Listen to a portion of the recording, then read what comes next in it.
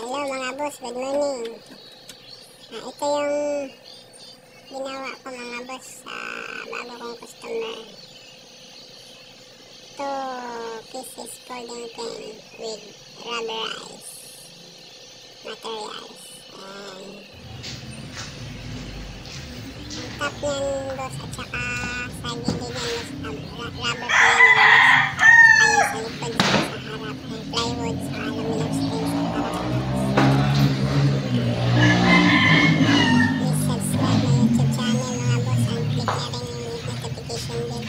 Updated ka sa mga bago kong video mga boss. Share na rin po mga boss.